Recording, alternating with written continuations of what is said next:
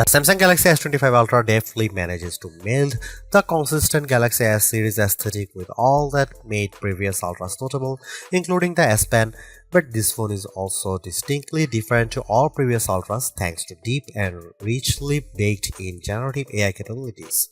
It's a fantastic mix that will please the most ardent Android, Samsung, and Google Gemini fans.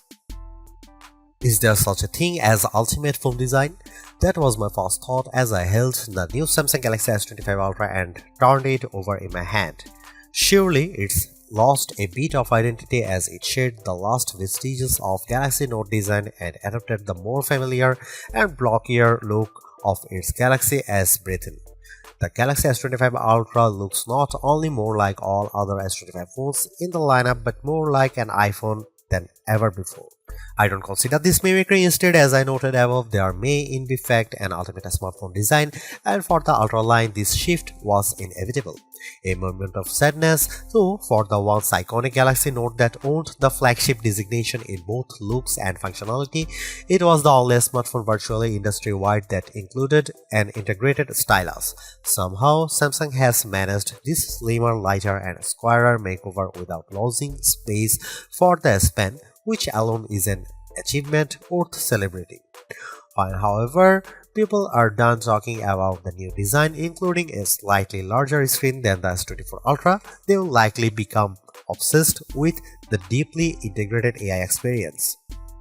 With the S25 line, Samsung has effectively blurred the lines between Galaxy AI Bixby's system-level AI actions and Google's Gemini's generative AI capabilities, and Samsung isn't shy about presenting its partners' capabilities. They are accessible through a long press of the power button, and while the connections between Gemini, Google's apps, and Samsung's apps isn't always seamless and automatic, when it works, it's smooth and quite useful.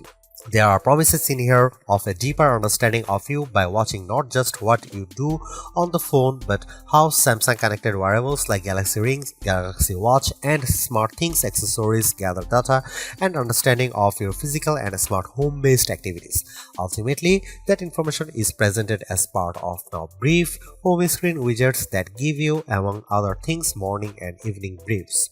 That tracking might sound scary if Samsung hadn't worked closely with silicon partner Qualcomm to ensure that the Snapdragon 8 Gen 8 Elite for Galaxy has a silicon core that's devoted to your personal data engine, and if it weren't for Samsung's liberal use of its Knox security both of the phone and across its ecosystem of devices. In my time reviewing the S25 Ultra, I saw some personal insights in my briefs but not enough for them to be meaningful. I think this is the kind of feature that will bear fruit after weeks of using the phone and essentially training the AI to understand you. AI can be found sprinkled throughout the system, including in photography, which is a good thing since Samsung has done little to upgrade the physical camera array. Of the 5 cameras, only one got an upgrade, the ultra-wide, which is now a 50 megapixel camera. On the other hand, Samsung has upgraded its Pro Visual engine, and as a result, photography is generally even better than on the Samsung Galaxy S24 Ultra. And if your photographic skills aren't up to snuff, you can now ask Gemini to suggest changes based on the quality of your own photos. There are more powerful tools for generating AI images and making AI alterations to existing photographs. Sketch to image is more powerful than ever, and I found that using the S Pen with sketch to image generated incredibly realistic AI editions. Samsung's AI integration also extends to sound. It can recognize music playing in a video or hummed by you, and it's also adept at cleaning up messy audio in videos you shoot. This is a better looking, faster, smarter and longer lasting Ultra than any that's come before it, and it still costs the same $199 US. At a glance, the Samsung Galaxy S25 Ultra camera array looks unchanged from the S24 Ultras, but Samsung has given the array a visual upgrade. All the lenses now appear to almost float above the chassis. It's a neat effect, but for the most part it's a skin-deep alteration, and Samsung has left almost all the camera aspects unchanged. Here is what you will find on the S25 Ultra. You get the same 200 megapixel main sensor, 50 megapixel 5x telephoto, 10 megapixel 3x telephoto, and 12 megapixel front shooter found on Samsung's previous Ultra model. The only new camera of the bunch is the 50 megapixel ultra wide. More pixels here mean better low light performance for ultra wide shots and more detailed macro shots. As evidenced in my test, this is mostly because the camera defaults to bind shooting, which means it's combining roughly 4 pixels for each one in the final image. Similarly, you will do most of your 200 megapixel main camera shooting in a pixel binned 12 megapixel mode. Here are some camera samples of Samsung Galaxy S25 Ultra.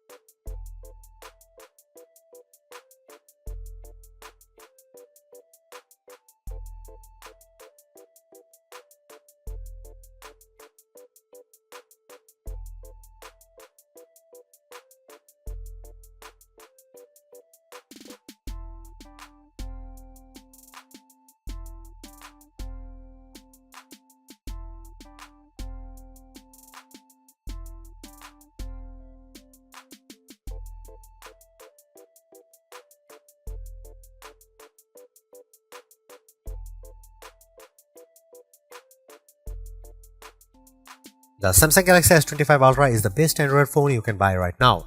Interacting with AI has never felt more natural or useful. In addition, the phone's gorgeous screen, helpful S Pen, solid battery life, and class-leading power all contribute to Samsung's most well-rounded offering. Top-tier cameras with exceptional zoom merely top it all off. You can get a similar overall experience from the Galaxy S25 Plus and the Pixel 9 Pro XL for less money, but with a slightly smaller screen and without the stylus. For anyone seeking the ultimate Android phone too, the Galaxy S25 Ultra is our editor's choice winner.